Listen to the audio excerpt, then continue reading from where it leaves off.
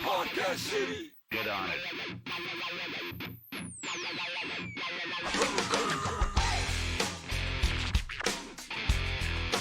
Podcast City.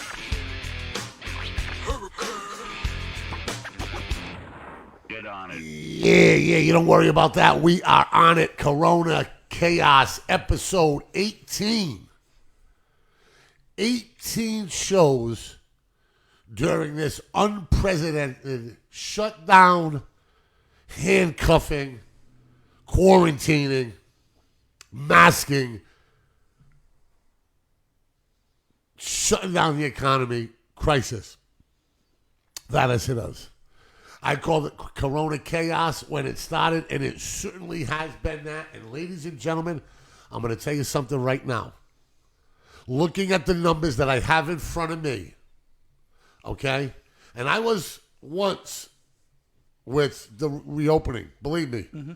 Some things we've got right here, others we haven't. It looks like to me that there is a second wave of Corona coming in to not only this country but the world. Mm-hmm. Okay?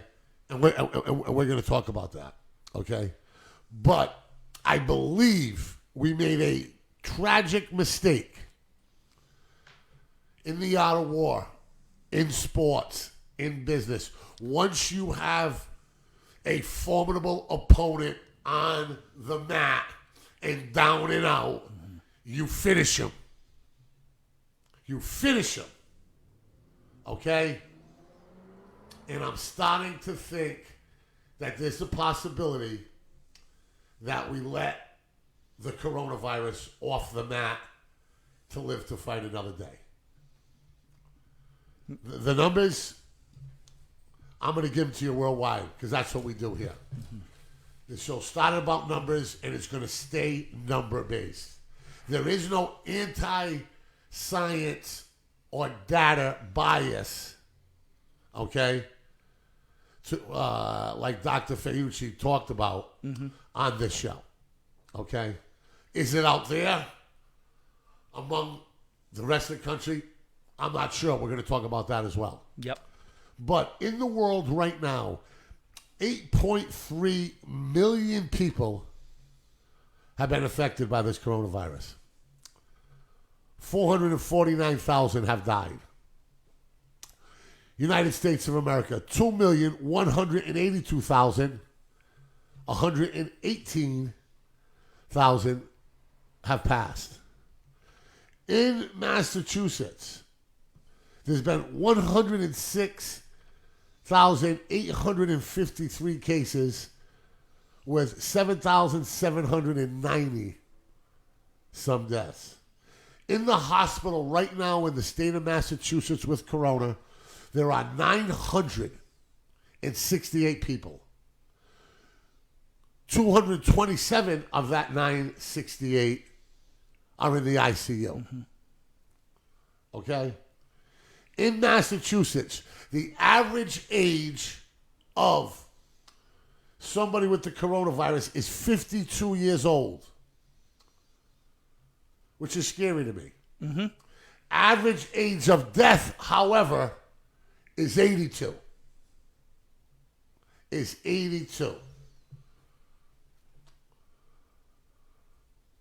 Right now, the coronavirus is starting to rear its ugly head and start to dominate the news again. They're talking about it because of Trump's rally, you know, in Oklahoma, indoors, where cases are spiking. In Oklahoma, in the last 10 days, cases are up 79%, which is a lot. Mm-hmm. It's almost double. Okay? In Tulsa, the county that is most affected by this, cases are spiking too. And despite the state's Board of Health director and many other medical experts, the rally is going to go on. So that's why the news is paying attention. Also, in China, where many people believe that this coronavirus originated from, Brian, They are back on high alert, as is Germany. In China, apparently it's a couple of open air markets where 250,000 people may have attended during this last outbreak. Yep. But from everything you read and hear, the Chinese health officials are on this like crazy and tracking it and tracking people down and really got a handle on it. In Germany, schools have been closed. People are on high alert and quarantined. Mm-hmm. They are in shutdown as well. So they're in shutdown in China, they're in shutdown in Germany because a slaughterhouse meat packaging plant apparently was a source where many people, was the epicenter of where many people were getting affected in the food supply, which is very dangerous. As a result of that, China and Germany have both taken a step back and reevaluating how open they want themselves to be. Certainly. Let me ask you a question. Sure. You are not a mask-wearing Corona ninja like I am. I wear masks to go into stores because I have to. I wear masks if I'm going to be around people I don't know in different businesses out of a courtesy because a lot of people are hyped up and super sensitive. I don't think you're that guy. I know I'm not that guy. Okay? But let me ask you a question. Mm-hmm. Do you believe, with the studying that you have done over the last 2 days and I have, that the coronavirus is, that we're going to get a second wave of the corona? I think we're already into the second wave of it. Really? Tell me why. Because I think things decreased for a while. Sure, people let their guard down. Yep. And that's what's kind of created the situation. I mean, the weather is nicer. People are now, but I thought congregating the warm weather, and this is why we have to be careful of misinformation. Right. Because I thought the warm weather was supposed to slow the disease, right? That we were told that it prospers in colder weather, that the warm summer months were going to be a nature's aid in combating this. Well, I think the problem with that is you got to be very careful as far as what information you get, because that came out originally when we first started talking about the coronavirus. And unfortunately, what people overlooked was the fact that Singapore was having 90-degree days during that time. Sure. And what wound up happening was they had issues with coronavirus too. Some of the misinformation was the ages in which people could get it, could animals get it, And, right. and that is the problem with this digital media age. It's all about who gets it out first. It's all about who gets the most clickbait, who can get their viewers to turn their heads and pay attention. And unfortunately, some of the due diligence and some of the editorial concepts, have been sacrificed. Certainly, right. It is no coincidence that the states that opened up early, is where the corona has decided to rear its ugly head and come raging back. Some of these numbers are very scary, In Florida, Texas, Arizona, amongst others, cases are spiking. And each of them, for consecutive days, have hit a single high mark for people testing positive for corona. A imminent medical situation in Florida, as only 25% of the medical beds in the state are left and ready to serve and ready to hold patients if there is a dramatic increase.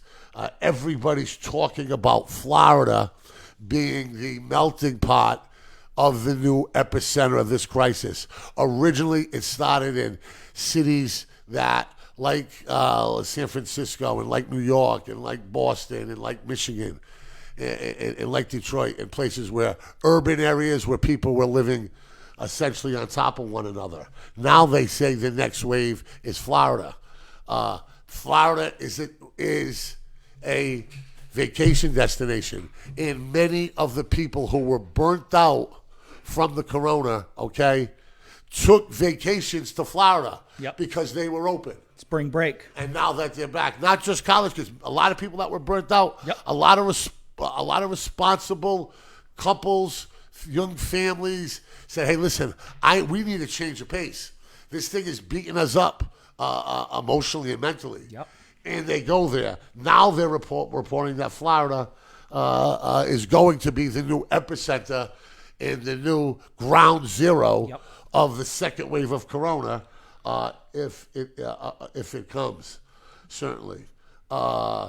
In Texas, you have spikes. In Arizona, you have spikes. For example, people not doing the quarantining and the social distancing. A stat that jumped right out of the books at me is 13 players, right? 13 players, okay, from the University of Texas football team have contacted the coronavirus in a short period of time. Experts saying all over the country, stuff like football and stuff like that, where there is no social distance contact, the only way you can protect these people is immediately after practice, put them in a bubble. Yeah. And not let them, live. Well, just before we were coming on the air, I actually walked by the TV and there was a report out. Dr. Fauci basically said, unless you plan on, well, it was specific to the NFL, but unless you plan on, keeping these guys in quarantine, keeping them in, some kind of like safe housing, some kind of, like we said, a bubble. Complete isolation, sure. Complete It's going to isolation. be impossible to do. Exactly. New York is considering quarantining visitors for 14 days. Now, is that legal? Is it American? Is this a huge overreach by law enforcement and the government? Talk to me, Milton. Talk to me. You go visit in New York, you get caught, okay? And there's a possibility that you might have to quarantine for 14 days before you can see anybody. No interstate travel. I thought that was guaranteed. In the within the Constitution. Some of our inalienable rights are going to be taken from us. Some people argue, other people argue that this is a national health crisis, that all those things step to the back. I know you're a Trump fan. I know you're a libertarian. Where are you with this stuff? I kind of I agree with what they're saying. So I go back and forth with it. So do I. So I get it. So do I. When you look at some of these numbers and you look at what they're going through in North Carolina has an all-time high of hospitalizations due to the corona. 13 players from University of Texas on one team. Mm-hmm. Okay? What do you have? 60, 70 kids on a college football team now? Yep. So you're looking at over 20%, maybe 20% of the players have it. That's a big number. Mm-hmm. Okay? When you have California going to a statewide mandatory face covering. Okay? We thought we would be talking about ripping off the mask, seeing our friends, hugging and high-fiving, possibly, going out to restaurants, going to the beaches. We thought we would be hearing this by now. A lot of people say that the opening was premature, and there's no secret why a lot of these cases here. Again, Brian, going back to the reopening, was it a setback? Because it looks to me that what I have now, and that's why I thought it was so important to get back on here and talk about it. Yeah, this is a huge setback. Everybody thought, I'm guilty of it. So listen, I'm everybody. Right. And I'm everybody. I am, though, better than you. We've been right more than we've been wrong about this corona situation, but we have been wrong. We have been wrong. Okay? Nobody really has a command on this because it's airborne, because it's tricky. You never know where it's going to manifest. It bounces around and around. It jumps from person to person. You know, this is a nameless, faceless enemy, unlike anything we've ever seen. And I, like you and like many, thought we had it beat. I thought we had it beat. But you know something? Shame on me and shame on everybody else. Right. Because one thing we know, when we have a son of a bitch like this on the mat, ready to knock him out, you knock him out. You put it to bed. You end it. You never, ever let somebody off the campus. Okay? You never do. Okay?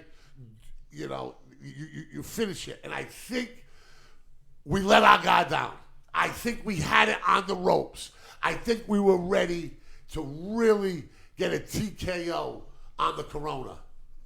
But we let it up. Well, I'll tell you one. And shame on us. I'll tell you. Hold on, but okay. before I finish. Yeah. And like a friend said to me, Mike, what good does it do, okay, if, you know, California's requiring masks, but Texas, it's a free-for-all. Or in New York and New Jersey, they're checking cars and forcing people into quarantine, but people are driving from beach to beach in Florida, Alabama, and Georgia and interacting, and Trump's having a rally in Tulsa. Yep. We have become the divided states of America. Okay?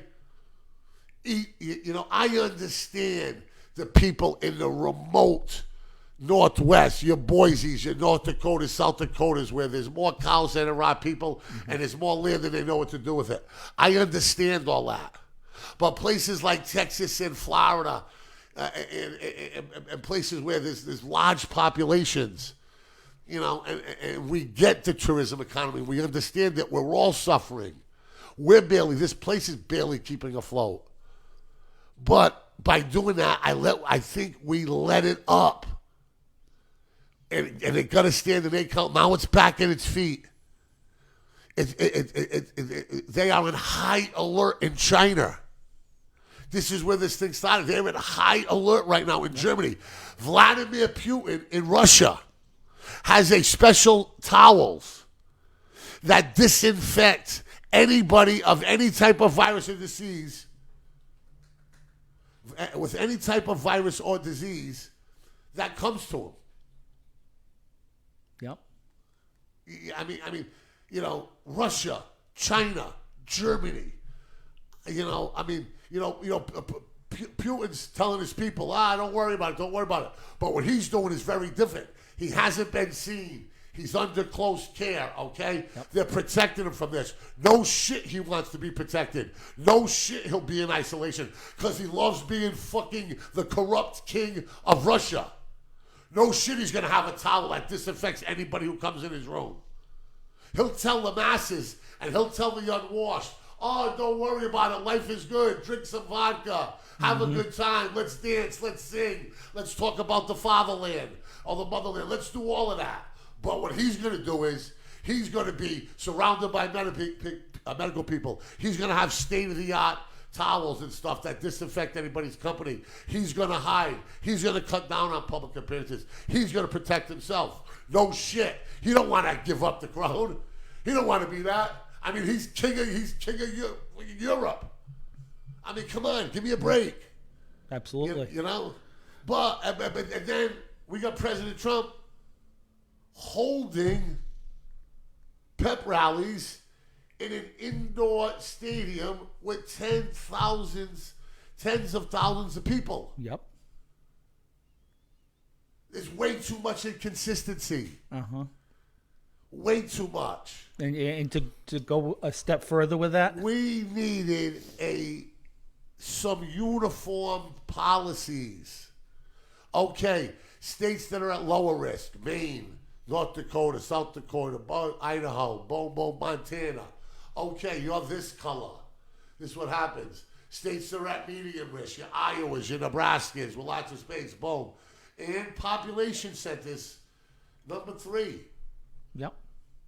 You know, because what good is it to if we're working our ass off in New York, in Massachusetts, in California, okay? And, you know, Florida, Arizona, and Texas, and Georgia are partying down and living like it's Animal House Part 2. Living La Vida Loca without a care in the world. And this is a huge blow to the healthcare workers in those areas too, because Sure. This they're starting to have a concern about beds available Yep. in Florida, and that's when it becomes real serious.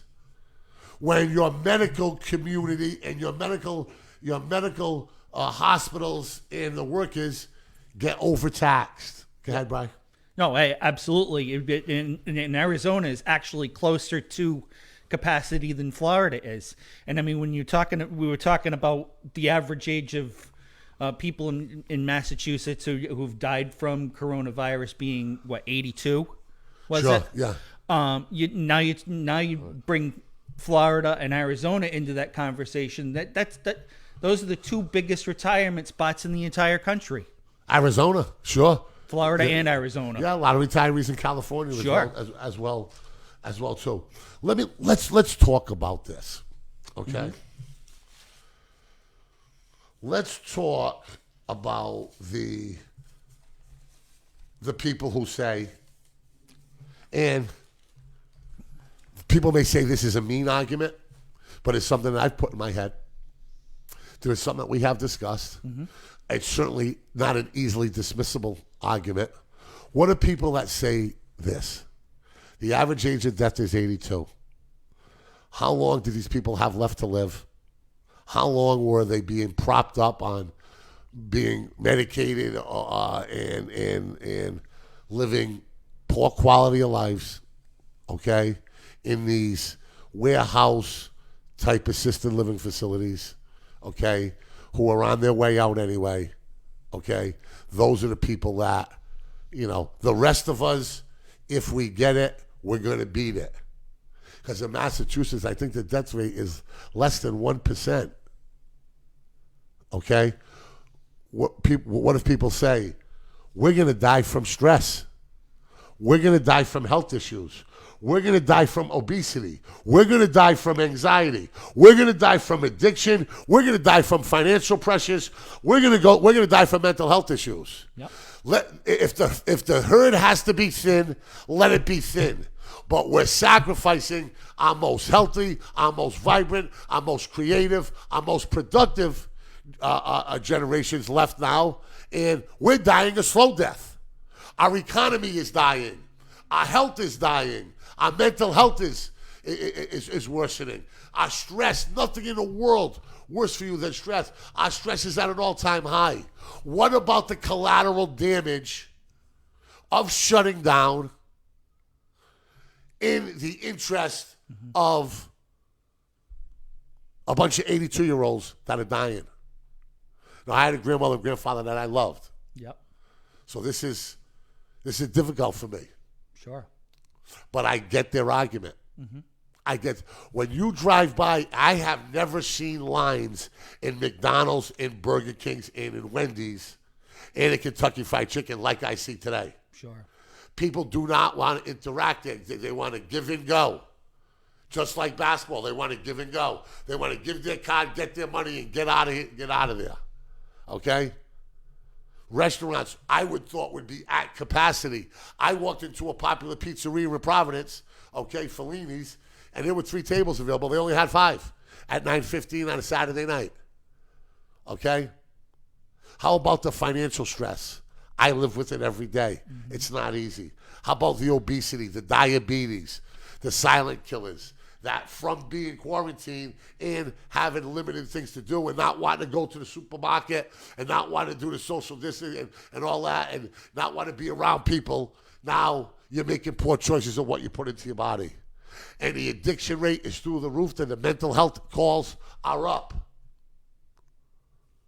If you add all of that up and you talk about the 118,000 that have died, most of them in their golden years or their later years, what's the score sheet tell you, brother? What's it tell you? Well, I mean, it would certainly appear that people, who were older, they were hit the hardest. But I mean, Not appearing. It has. Also, too, Sure. one of the things that we didn't discuss, and that this may actually be more for actually a different show, would be how it affects minorities. Well, how the stuff, but we're not talking about that, bro. Right. Well, let's stay focused to where we're at here, okay? Let's say this. What do you say? I ask you very specifically, Brian. Yeah. What do you say to the crowd that says, "Listen, we lost. We're losing people that are 82 years old. They're on the way out." But the collateral damage, this stuff, it's going to kill people financially, kill people with health problems, drive up stress, drive up addiction, drive up mental health issues, create anxiety. There will be health issues. The collateral damage will outweigh the death toll. That's what I asked you. Yeah. Now give me an answer, brother. Well, to me, I think that it will outweigh it, because we have the stress already to begin with. Yeah. So the stress is nothing new. It's just elevated. Sure, it's more acute and it's more intense. Sure. And you can't go to the gym to release it. Right. You can't go shake hands and hang out with your friends. Right. You know what I mean? Our outlets are now blocked. People, critical mental health patients, are having meetings via Skype and Zoom. It's not the same. There are addiction meetings being held over Zoom. I mean, it's great that we have the technology, but it's not the same feel. You know what I mean? Well, it's not the same. It's like playing a baseball game for real and playing a baseball game on video.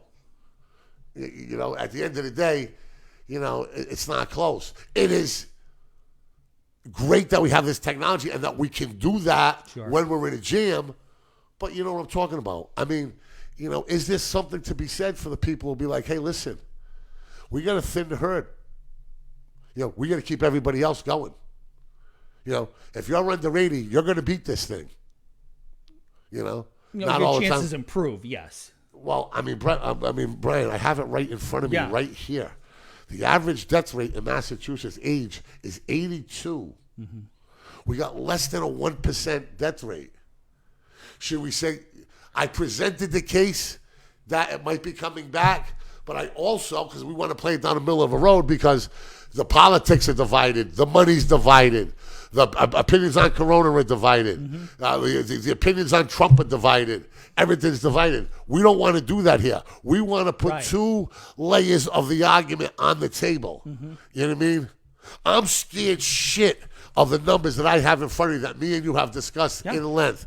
I'm scared shit of it. But when I look up and I see it's 82-year-olds dying and it's less than 1% in mass that are dying, and the people that have a handle on this pretty much have a handle on it, and I drive by McDonald's and I see 30 people in cars, and I drive by Parks and the basketball rim's on up, and I see children of my friends getting bigger and bigger and bigger in all the wrong ways.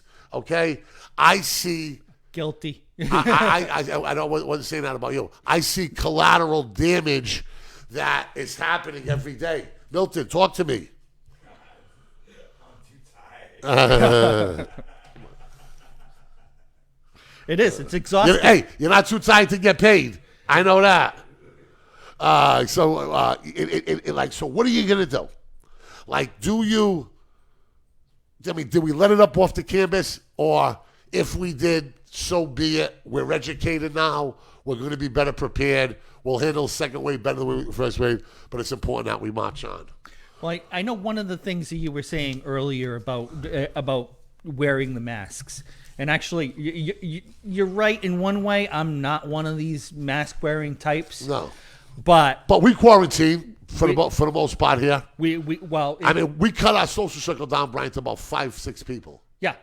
Yeah, and we did. And in your case, you did. But in my case, where I'm actually still working, sure, where I'm around, possibly as many as 30, Yeah. 35 people a day. Yeah.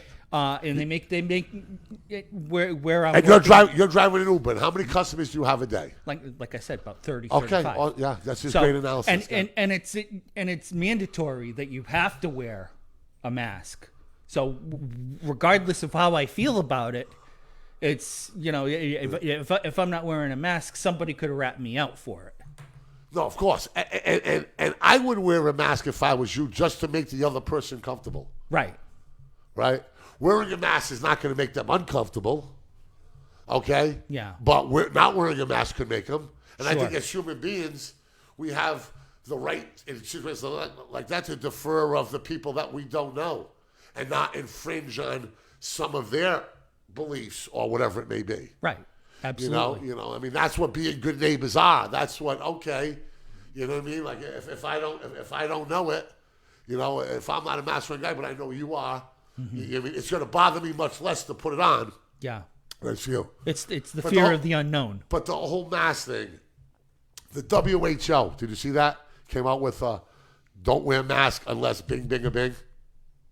Essentially saying the mask could be unhealthy, blah, blah, all of it. And then a day later, the U.S. Surgeon General come on and said mask up at all times. Yeah. It's the craziness of it. It's, the United States Center for Disease Control, okay, is all about prevention, wearing masks, do all of it, avoid large gatherings. Most importantly, but their commander-in-chief, Donald Trump, is going to hold an indoor rally. And attendees will not be required to wear masks, but they have to sign a waiver saying if they get the coronavirus at the thing, that the president is not liable. Isn't that the most craziest thing you've ever heard? No. Really? It's not the crazy thing, but it's sickening. Yeah. It's like, when you have the United States Center for Disease Control, which I believe is a federal-run agency, okay? Yep. And ultimately, the number one federal person is obviously President Trump. So this is a massive contradiction. The policy at the mask, you don't have to wear a mask, but you got to sign a waiver. Okay? Trump saying that a lot of people are wearing masks to protest against him. Now, wearing a mask to protest against the president is a huge pain in the ass. I don't think that a significant number of people who are wearing masks are doing it to thumb their nose at President Trump. I think they're doing it because they're scared shit that they might give it to them or their kids or somebody else. I think that's a bridge too far. But what is this message in Oklahoma going to say to us, besides it's election season and no holds barred? Yeah. What's it gonna say That's to what us? it is. It's basically getting desperate for votes. Getting desperate to be out with the public. And just simply, trying to get Trump trying to get back into his comfort zone of. In the interest of fairness, Biden is talking about a rivalry in Milwaukee. Okay? So it's not just Trump, doing this. Biden, who's been silent, Right. Biden, who essentially has adopted the philosophy that I advised people from the beginning. Yeah. It's hashtag let Trump beat Trump. Let Trump beat Trump. Don't give an opponent he can say, well, if it's not me, it's him. Put a picture of me on Twitter. Put a picture of some general saying I'm not qualified. Put a district of some staffer saying I'm not bright enough. That, the regurgency of Trump, to be omnipresent everywhere and be, always looking for the having a long press conferences has eventually come back to hurt him.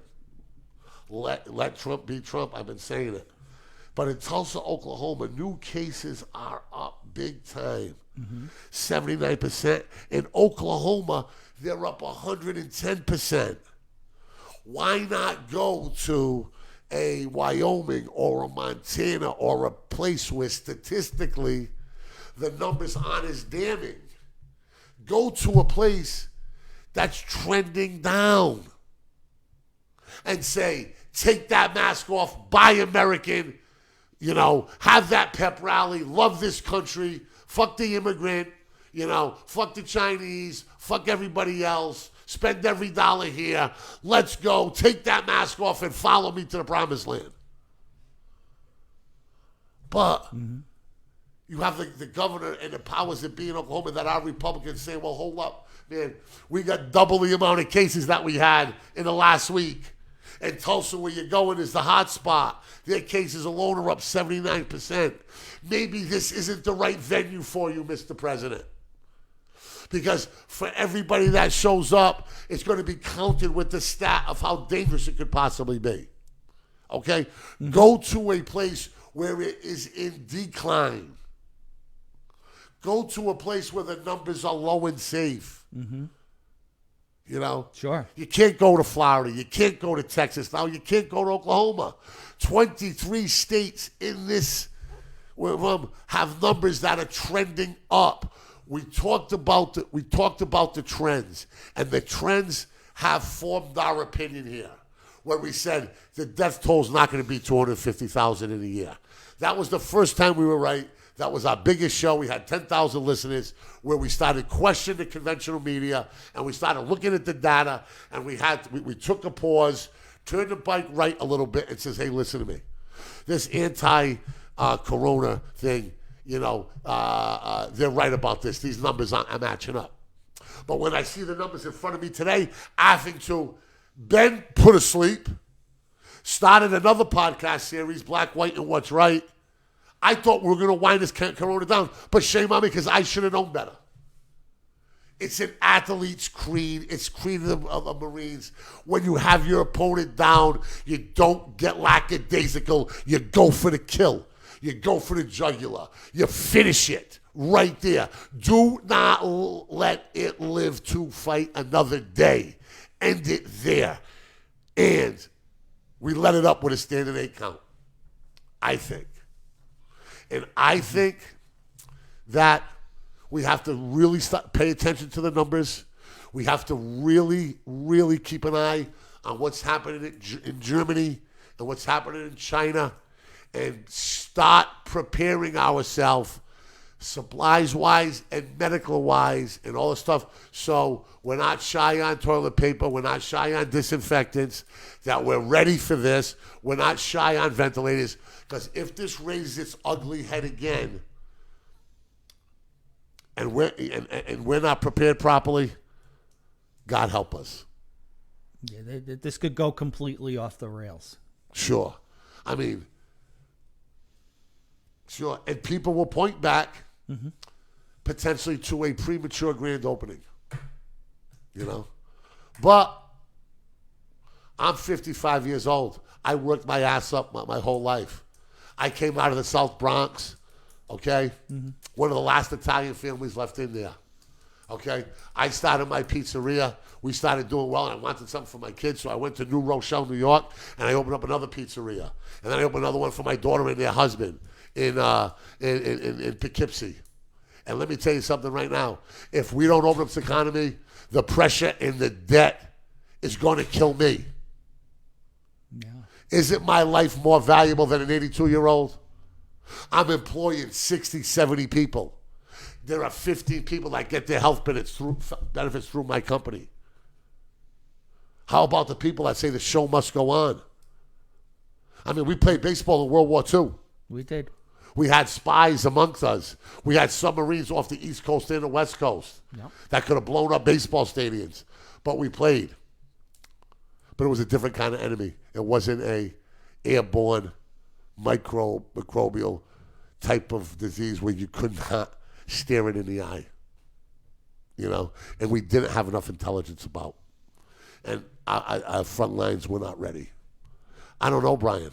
I do not know what to do. And I'm okay with that. Okay?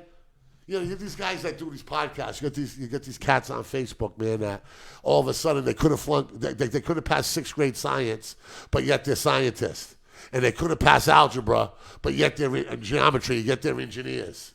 Okay? And they've never been in church, and now they're experts on religion. And you have all that. And nobody can ever say that they're wrong. Or nobody can even say that they don't know. Well, let me tell you something right now. I've been doing radio for a long time. I do not know which way to go. Okay? I had a whole foot into the let's get back to normal move. But then I got all this. You think we don't take this seriously, man? 1 full page of notes, 2 full page of notes, 3 full page of notes, 4 full pages of notes, 5 full pages of notes, and 100 Post-its around me. And you know what these notes say? That this son of a bitch is coming back. Yeah. That's what the data said. That this son of a bitch is coming back at us. Man. Yeah, and if we're not careful, we're going to wind up right back in the same situation we were in when we had a chance to get out of it in the first place. We need a 3-pronged national policy, okay? We need a 3-pronged national policy. States like Maine, states like Vermont, states like Idaho, and across the Northwest, okay, should be at one level with what they can do and what they can't do. Mm-hmm. The second should be the Midwest. You're talking your Iowas, your Nebraskas, your Oklahomas, your Nevadas, all the way through there, okay? High area places, low population totals. They should have another one. And then the place like New York and San Francisco and all the hot spots and all the population centers, for obvious reasons, because disease spreads quicker there, should be on a different level. And that's how you address it. We can't have one vacation destination here and another vacation destination there, you know, and say, you know, I'm going to have one policy, you're going to have another, because all people do are going to, if they're strict in California, they're going to go to Arizona. Right. You know what I mean? You know, that's what they're going to do. Or Florida, or South Carolina. Anyway. But we're talking about a drive in Arizona and California. Yeah. And then you get the quarantine, like the governor from Rhode Island who started it. Now Cuomo saying, hey, listen, we might have to take visitors and quarantine them for 14 days. Don't tread on me. Don't take my rights. Fuck you, Cuomo. You know what I mean? This is a free country last time I checked. And guys like Hancock and Adams and Jefferson, okay, signed a piece of paper that gave us our Bill of Rights and our Declaration of Independence. What does that count for? Hey. And then you got sheriffs in certain counties that refuse to remind people or warn people or fine people about wearing a mask, even though the governor of the state, who is their boss, technically, is telling them to do so. Mm-hmm. It's a shit show, bro. We are the divided states of America with policies. You can't go state by state, okay? Massachusetts came up with the brilliant idea of outlawing menthol cigarettes, which is a joke. You want to do it, you outlaw all of them, okay? And I'm a smoker. Mm-hmm. So you know what they do? They go from Maplewood Suppress on Stafford Road in Fall River to the first convenience store they see in Tiverton, 3 miles away, and they go buy the menthol cigarettes. And now they're buying a carton at a time. Yep. You know, you can't do it that way. Yeah, one size fits all doesn't work. What? It doesn't, no. But I understand the arguments of the Maines, of the Dakotas, of the Wyoming, and the Montanas, and the Idahos. I get that. Mm-hmm. They shouldn't have the same type of restrictions that we have because they live out there. And that's one of the reasons why they live out there, quite honestly. And one of the reasons why we don't. So that's okay. And, you know, and then, okay, let's deal with the ones in the middle. Let's create a policy for them. And it'd be a little less strict. But then, like the population centers, they have to have one. And it makes me nervous that the Chinese are taking this so seriously. And the Germans canceled school. Yeah. Okay? The Germans are on high alert. And Putin is isolating himself, social distancing to the max, has all this new medical technology around him to keep people who could be infected away from him or disinfected as soon as possible. It troubles me that. It troubles me that the cases are up in 23 states. But not just up, but spiking. Of course, the more we test, the more positives we're going to have. But the percentages, my friend, are going up. You got to dig through the first layer of numbers to get to the real ones. You feel me, bro? You know, what I mean? you know what scares me tell me. about it is that we're talking about Florida. Yeah. What's happening in Florida right now is Governor DeSantis. Exactly. Give me a hell yeah for that. He one. knows the only way he can get elected is to stay real close to President Trump. Oh yeah. Okay? And this guy's like, every other governor is like, wait a minute, we might have lucked up. This guy's like leading mask ripping parties. Yeah, and at what point do you Yeah. pay attention? Do you defer to the degree? At what point do you pay attention to the doctors and the scientists? Because that's what they do. If you're taught, I said this was going to be trouble for Trump from the beginning because it was out of his wheelhouse, as it's out of mine. The last thing I want to do on the radio, my least powerful platform is math and science. yeah. Okay? It has been my entire life. Okay? You have to study. You have to look at trends. It's a different kind of hustle. Trump is a tremendous motivator. He's a tremendous rallier. He's iconic. He has command presence. In the macro, he's good. I mean, look what he got elected president of the United States despite being a huge underdog. I mean, Yeah. come on, he destroyed he marched through the Republican primary process like Sherman went through Atlanta. I mean, like a knife goes through melted butter. There's no question about that at all. Okay, but this is not in his wheelhouse. You know what I mean? And it's not in his nature to defer to experts. Let's not forget, John F. Kennedy had a very big table. The Profiles in Courage Yep. had a very big table during the closest thing we've had to the threat of this country, probably since Corona, being the Cuban Missile Crisis, when we were inches away from war with another superpower, Russia. Yep. He took everybody's opinion in. He wanted to hear from everybody, the pros, the cons, the neutrals, the hawks, the doves. He took them all in. He sat them at a table. I think they locked themselves up for like almost a week, right? No family, no phone calls, no talking to your kids. It was like lockdown, Yeah. and he made the right decision, and it was a combination of a lot of people's ideas. I don't think Trump's going to do that. Yeah. He wants to control the narrative. He's going to do it. And Tulsa could be his Waterloo. If there's a massive, massive spike in cases in Tulsa, Oklahoma, a month after this, it could be his Waterloo. It could be viewed as irresponsible. It could be viewed as dangerous. It could be accused of not listening to the right people, and that with the polling numbers that are declining.